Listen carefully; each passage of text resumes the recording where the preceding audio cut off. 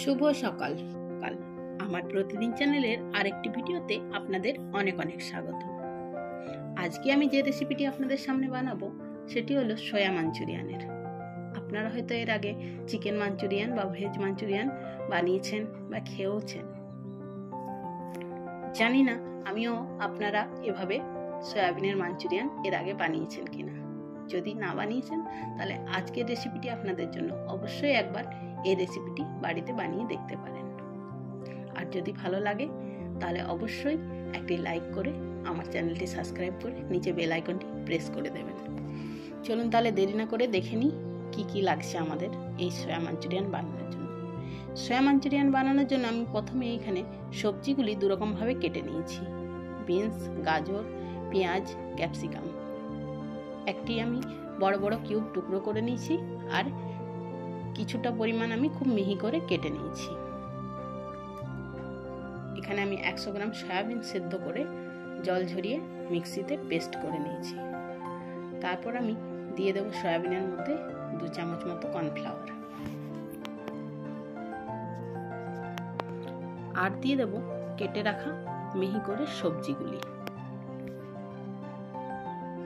তারপর দিয়ে দেবো গোলমরিচের গুঁড়ো, বিট লবণ, কিছুটা রেগুলার লবণ। এরপর সমস্ত উপকরণগুলি খুব ভালোভাবে মাখিয়ে নেব আস্তে আস্তে। এটি মাখাবার সময় আমি অল্প জল ব্যবহার করব না। খুব ভালোভাবে মাখানো হয়ে গেলে এরকম বলের আকারে গড়ে নেব গোল গোল করে। প্রথমে আমি সবগুলি একসাথে গড়ে নিচ্ছি। তারপর একটি কড়াইয়ের মধ্যে তেল গরম করে নেব খুব ভালোভাবে। তেল গরম হয়ে গেলে আমি এক এক করে বলগুলি হাই হিটে গোল্ডেন ব্রাউন করে ভেজে নেব।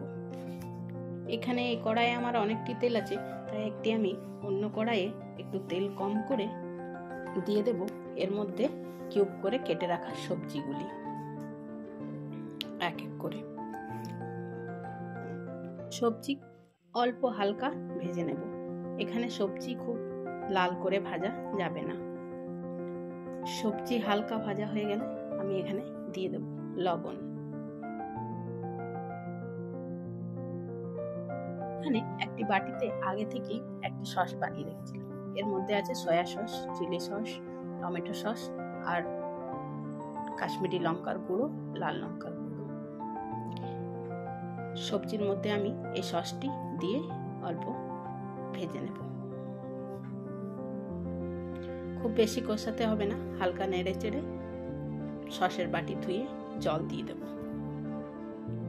তারপর আমি এখানে ফুটে ওঠা পর্যন্ত অপেক্ষা করব। হালকা ফুটে উঠলে এখানে আমি দিয়ে দেব চিনি। খুন্তির সাহায্যে নাড়িয়ে খুব ভালোভাবে ফুটে উঠলে মাঞ্চুরিয়ানের বলগুলি গ্রেভির মধ্যে দিয়ে দেব। তারপর আমি এখানে একটি বাটিতে 2 চামচ মতো কর্নফ্লাওয়ার আর কিছুটা গোলমরিচের গুঁড়ো গুলে ওপর থেকে গ্রেভির মধ্যে দিয়ে দেব। এতে করে গ্রেভিতে একটা খুব ভালো থিকনেস আসে। তারপর 1 মিনিট ফুটে উঠলেই আমি মাঞ্চুরিয়ান একটি অন্য পাত্রে ঢেলে নেব।